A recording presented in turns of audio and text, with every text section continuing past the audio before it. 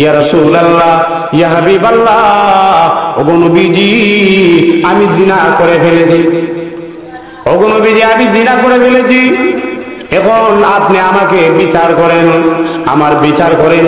ওগো নবীজি যেই বিচার করবেন এই বিচারটা আমি মাথা পেতে নেব। আল্লাহ নবী বিশ্বনবী রাহমাতুল্লাহ আলাইহির দরবারে ওই মহিলা তখন ডাক দেয়া বলতেছে, ইয়া রাসূলুল্লাহ, ইয়া হাবিবাল্লাহ, ওগো নবীজি আমার গর্ভের মধ্যে একটা সন্তান রয়েছে।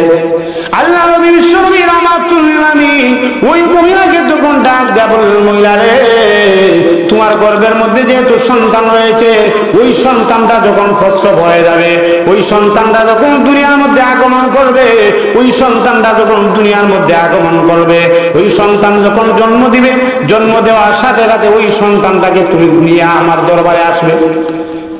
ভাই আমার লক্ষ্য করে দেখুন, ওই মহিলা অনেক দিন যখন চলে গেল, অনেক দিন চলে যাওয়ার পরে হঠাৎ করে ওই মহিলাটা যখন সন্তান জন্ম দিল, সন্তান জন্ম দেওয়ার পরে এবার বিশ্ব নবী রাহমাতুল্লিল আলামিনের দরবারে তখন এই সন্তানটা নিয়ে উপস্থিত হয়ে গেল।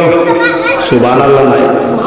ভাই আমার লক্ষ্য করে দেখুন, আল্লাহ নবী বিশ্ব নবী রাহমাতুল্লিল আলামিনের দরবারে ওই মহিলা তখন সন্তান নিয়ে আসলো, সন্তানটা কোলে নিয়ে আসে আর ডাক দিয়া বলতে, ইয়া রাসূলুল্লাহ, ইয়া হাবিবাল্লাহ, ওগো নবীজি আপনি বলেছিলেন আমার সন্তান যখন এই পৃথিবীর মধ্যে আগমন করবে, ইয়া রাসূলুল্লাহ, ইয়া হাবিবাল্লাহ, ওই সন্তানকে যখন এই সন্তান যখন এই দুনিয়ার মধ্যে আগমন করবে, ওই সন্তানকে আমি আপনার দরবারে নিয়ে আসবো। ওগো নবীজি যে দেখেন আমার সন্তান, যেই সন্তানটা কোলের মধ্যে দেখা যাচ্ছে ওই সন্তানটাই আমার গর্ভের মধ্যে ছিল। ওগো নবীজি ওই সন্তানটা আমি নিয়ে আসছি। ইয়া রাসূলুল্লাহ, ইয়া হাবিবাল্লাহ, ওগো নবীজি এবার বলেন না ওই সন্তানটাকে আমি নিয়ে আসছি, এবার বলেন না আমার কি শাস্তি হতে পারে। আল্লাহ নবী বিশ্ব নবী রাহমাতুল্লিল আলামিন ওই মহিলাকে তখন ডাক দেয়া বললেন, মহিলা রে, তোমার যে সন্তান, ওই সন্তানটা তো নবজাতক শিশু রয়েছে, ওই সন্তানকে তুমি দুধ পান করাবে, আর ওই সন্তানটা যখন দুধ ছেড়ে দিয়ে যখন ওই সন্তানটা খাবার গ্রহণ করবে, রে মহিলা, তোমার সন্তানটা যখন রুটি এবং গোশত খাওয়া যখন শিখবে, ওই সময় আমি বিশ্ব নবীর দরবারে তুমি আসবে।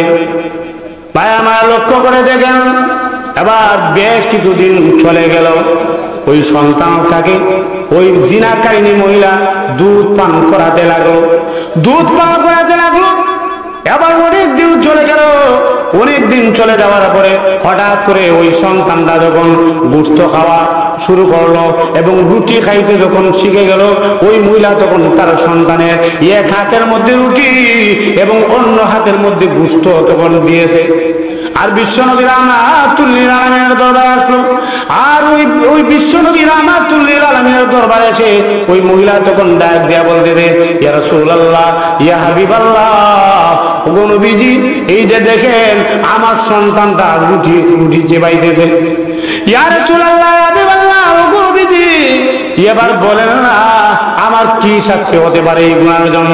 আল্লাহ নবী বিশ্ব নবী রাহমাতুল্লিল আলামিন তখন ওই সন্তানটাকে কোলের মধ্যে উঠাইলেন, একজন সাহাবী তখন ওই সন্তানটাকে গ্রহণ করে নিলেন। আল্লাহ নবী বিশ্ব নবী রাহমাতুল্লিল আলামিন সাহাবীদেরকে তখন ডাক দেয়া বললেন, সাহাবীরা রে, তাড়াতাড়ি গর্ত খনন করো, গর্ত খনন করা বলো। গর্ত খনন করার পরে এবার ওই মহিলাকে ওই গর্তের মধ্যে নিক্ষেপ করা হলো। আল্লাহ নবী বিশ্ব নবী রাহমাতুল্লিল আলামিন এবার সাহাবীদেরকে তখন ডাক দেয়া বললেন, সাহাবীরা রে, ওই মহিলার উপর তোমরা পাথর নিক্ষেপ করো, পাথর নিক্ষেপ করতে করতে ওই মহিলাকে তোমরা হত্যা করে ফেলো। বাইরে আমার তাকায় দেখুন, এই মহিলাকে তখন পাথর নিক্ষেপ করা হলো। পাথর নিক্ষেপ করতে করতে হঠাৎ করে বিশ্ব নবী রাহমাতুল্লিল আলামিনের একজন সাহাবী হযরত ওমর ফারুক রাদিয়াল্লাহু তাআলা আনহু একটা পাথর হাতের মধ্যে নিয়ে এমন ভাবে নিক্ষেপ করলেন ওই মহিলার চেহারার মধ্যে গিয়ে পড়লো। চেহারার মধ্যে পড়ার সঙ্গে সঙ্গে ওই মহিলা তখন পৃথিবী থেকে বিদায় নিল। ওমর রাদিয়াল্লাহু তাআলা আনহু এবার ওই মহিলাকে লক্ষ্য করে তখন ডাক দেয়া বললেন, মহিলা রে, আল্লাহর এই জমি জমিনের মধ্যে মনে হয় তোর মতো আর গুনাহগার, তোর মতো পাপিষ্ঠ আল্লাহর এই জমিনের মধ্যে আর নাই। এবার আল্লাহ নবী বিশ্বনবী রাহমাতুল্লিল আলামিন ডাক দিয়ে বললেন, হে উমর তুমি শুনে রাখো, আল্লাহ রাব্বুল আলামিন যে মুহূর্তের মধ্যে আমাকে বলে দিয়েছে এই মহিলাকে যেই সুরতে আমি বিশ্ব নবী তওবা করাইলাম, মহান আল্লাহ রাব্বুল আলামিন এই মহিলাকে নিষ্পাপ বানায়া জান্নাতি হিসাবে কবুল করে নিছে। সুবহানাল্লাহ, জান্নাতি হিসাবে আল্লাহ রাব্বুল আলামিন কবুল করে নিছে। এই ঘটনা থেকে প্রমাণ হয় বিশ্ব নবী রাহমাতুল্লিল আলামিনের সাহাবায়ে কেরাম তারা কেমন ছিলেন। অথচ দেখেন এই মহিলা জানে যে বিশ্বনবী রাহমাতুল্লিল আলামিনের দরবারে যখন আসবে, আসার পরে নিশ্চিত বিশ্বনবী তাকে পাথরের আঘাতে হত্যা করার জন্য বলবেন। কিন্তু নবীর দরবারে আসছে, নবীর দরবারে এসে বলতেছে, ইয়া রাসূলুল্লাহ আমি তওবা কিভাবে করব?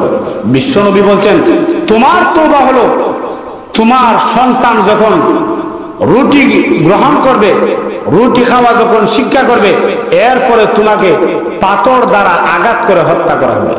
কিন্তু ওই মহিলা শেষ পর্যন্ত দেখা যায় তওবা করে পবিত্র হইয়া দেখা যায় ওই মহিলাটা কবরের মধ্যে গেছে। কিন্তু আমাদের সমাজের মধ্যে এমন অবস্থা, আমাদের সমাজে জিনা, ব্যভিচার, অন্যায়, অবিচার এগুলা সবগুলা দেখা যায় ভরে গেছে।